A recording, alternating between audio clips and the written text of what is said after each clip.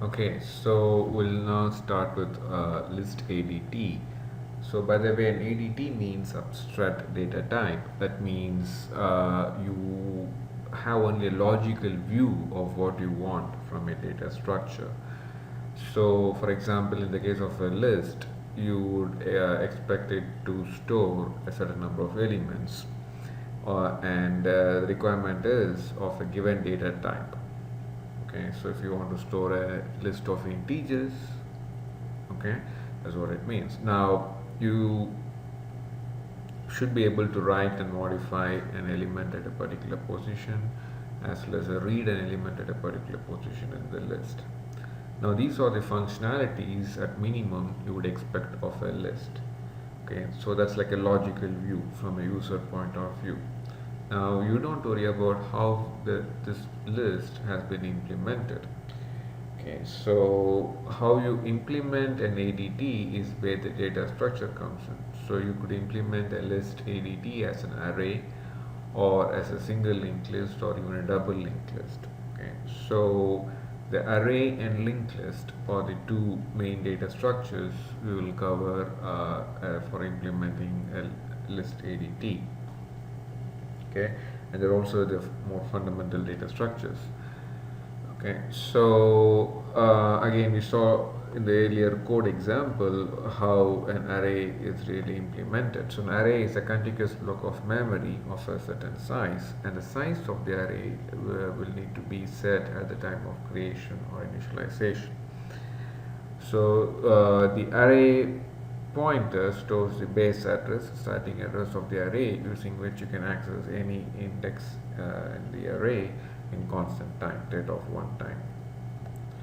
Okay, so now when it comes to implementing a list ADT, we will look at two types of list, as a static list and a dynamic list. So we'll see why it's called a static list pretty soon, but let us see the class code first. So the class list has the array pointer as a private member variable. Now in the constructor for the list class, you take the size of the list as argument and create an array.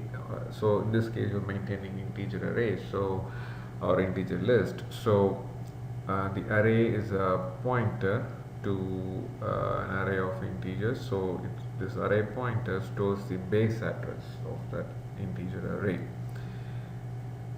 Now we can have a write function that takes the index in which you want to write the data. So we can say array of index equals the data. Similarly, the read function will return array of index, so it will return the value of the element at the particular index in the array on the list. Alright, so now in the main function we could ask the user to enter a list size. The user enters, and then this is where I'm creating an object of class list. So list is the class name, integer list is your object name, and I'm passing list size as the argument. So when I do this constructor is being called. So I'm creating a block of memory that can store integers, and this array pointer member variable is storing the base address of that array.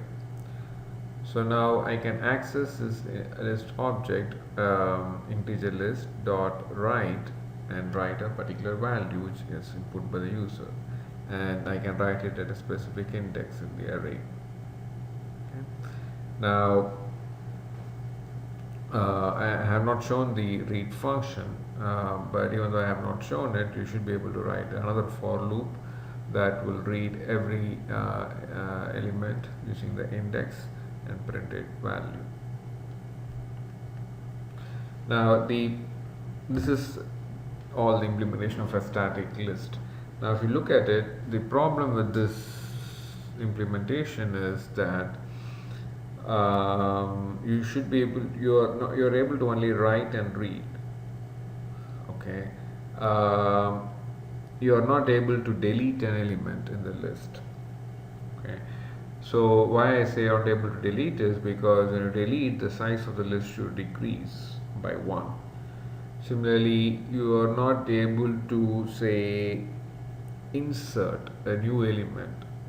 So when I say write, you're overwriting whatever is at that specific index. But I don't want to overwrite. I want to be able to insert an element at a specific index so that the elements should be kind of shifted to the right. So for example, if this is say the current list or the array, I want to say insert say a value 30 to this array. So after the insertion, the array should look like 30 instead of 10, and then 10, 23, that's on and so on. So instead of this 10, it should be 30. So everything else should be shifted to the right. I don't want to lose that 10, so I want to shift the 10 to the right, and then 23, that's on and so on. Later we'll see how we do that. But with the static list, the code I just gave you, I don't have that feature. So this is the problem or limitation of static list. Since the array size is kind of fixed at creation time, okay, so since the array size is fixed to initialization, the size of the list cannot be increased or decreased.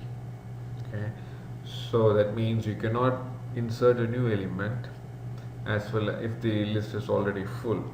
In the sense also that you cannot insert somewhere in the middle or in the beginning. If the list is not full, you can insert only at the end of the list. That's same as writing at that index. Also, you cannot delete an element and reduce the list size.